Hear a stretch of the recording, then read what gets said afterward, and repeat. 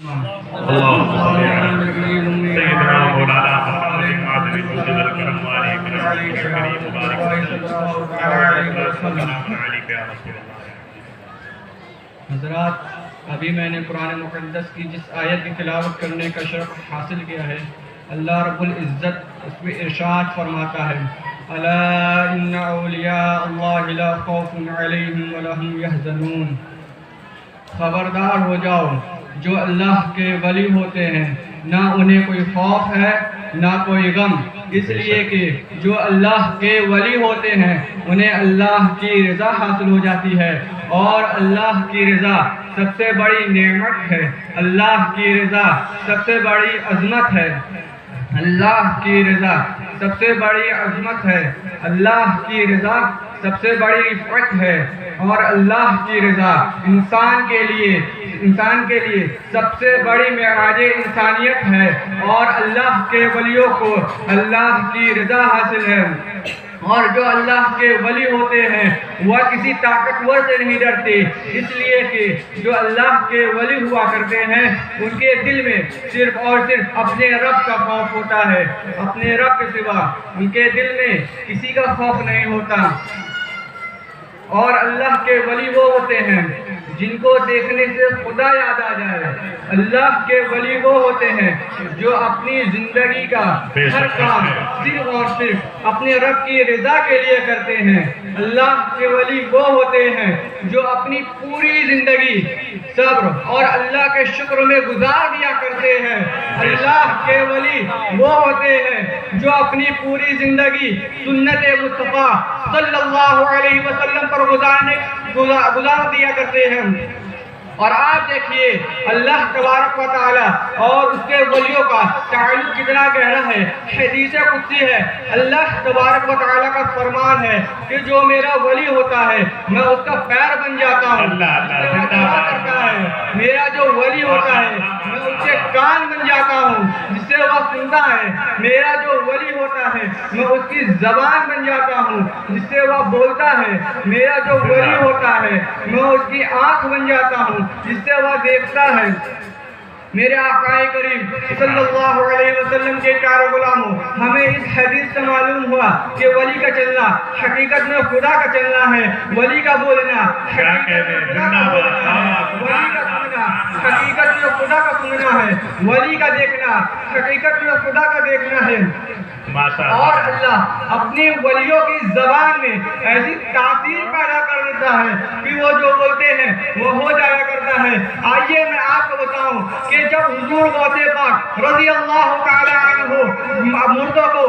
بِإِذْنِ اللہ کہتے تھے تو وہ مردے زندہ ہو جایا کرتے تھے، اسی طرح اللہ اپنے ولیوں کی زبان میں ایسی تاثیر پیدا کر دیتا ہے کہ وہ جو چاہتے ہیں دیکھ لیا کرتے ہیں۔ میں آپ کو بتاؤں کہ حضور شفیع غوث اعظم سید تقی جیلانی رضی اللہ تعالی عنہ ارشاد فرماتے ہیں کہ میں روزانہ دن بھر میں اپنے تمام مریضوں کو دیکھ لیا کرتا ہوں۔ میرے آقا کریم صلی اللہ علیہ وسلم کے پیارے غلام، اللہ کسی کو ایسا مرتبہ یوں ہی نہیں عطا فرما دیتا، بلکہ جب کوئی بندہ اپنے آپ کو سنت مصطفیٰ میں ڈھال دیتا ہے اور عشق رسول میں پناہ کر لیتا ہے، تب اللہ انہیں ایسے مرتبے عطا فرماتا ہے اور اپنے فضل و کرم سے نوازتا ہے، اور نوازتا بھی اس شان سے ہے کہ کوئی امام ربانی بن جاتا ہے، زندہ بھائی بن جاتا ہے، زندہ بھائی نوازتا ہے کہ وہ اپنے وقت کے امام الاولیاء بنتے ہوئے نظر آتے ہیں۔ میرے آقا کریم صلی اللہ علیہ وسلم کے پیارے غلاموں، جو اللہ کے ولی ہوتے ہیں وہ دین کی خدمت بھی کرتے ہیں تو بہت نرالی شان کے ساتھ کرتے ہیں۔ آئیے میں آپ کو ایک واقعہ سناتا ہوں جس سے آپ کو خود بخود اندازہ ہو جائے گا کہ جو اللہ کے ولی ہوتے ہیں وہ دین کی خدمت کتنی نرالی شان کے ساتھ کرتے ہیں۔ ایک ہندو کی بارات ہے جو ایک شہر سے دوسرے شہر میں جا رہی تھی، جس میں ہزاروں افراد موجود تھے، وہ چلتے چلتے راستہ بھول جاتے ہیں، اور کوئی ایسا شخص بھی موجود نہ تھا کہ وہ جس سے راستہ پوچھ سکے۔ تو پھر ان میں سے ایک شخص کہتا ہے پھر دیکھتے ہیں کہ ایک جھوپڑی میں ایک درویش ہے جو کہ اپنے یادی رہے میں مشغول ہے. تو ان میں سے ایک شخص کہتا ہے کہ چلو اس شخص سے ہم لوگ راستہ پوچھ لیا جائے. تو ایک شخص اور ہے, اس میں اعتراض کرتا ہے اس بات کا, کہتا ہے کہ ان کو کیا راستہ معلوم ہوگا, وہ تو ایک درویش ہے. پھر ایک شخص کہتا ہے کہ ارے چلو پوچھ لیا جائے, پوچھ لینے میں کیا ہی حرج ہوگا. تو وہ لوگ درویش کے پاس جاتے ہیں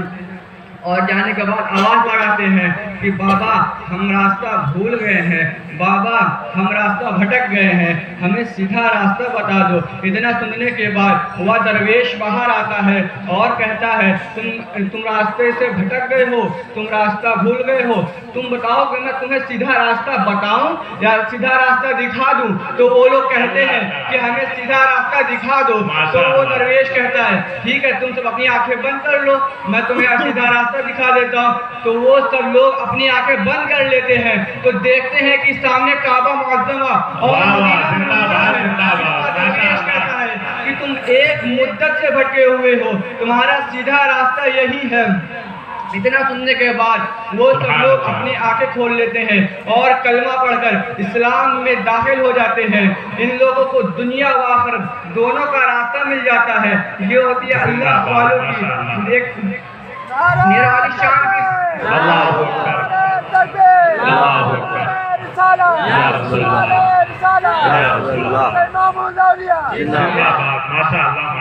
یہ ہوتی ہے اللہ والوں کی ایک نرالی شان کے ساتھ دین کی خدمت کہ چند لمحے میں ہزاروں کافروں کو ایمان کی دولت سے نواز دیے. لہذا ہمیں چاہیے کہ ہم ولیوں کی بارگاہ سے وابستہ ہوں اور ان کی کہی ہوئی باتوں پر عمل کریں. اور ہم جب بھی اپنے رب سے کچھ مانگے یا تو ان کے وسیلے سے مانگے یا ان کی بارگاہ ہمیں آ کے مانگے.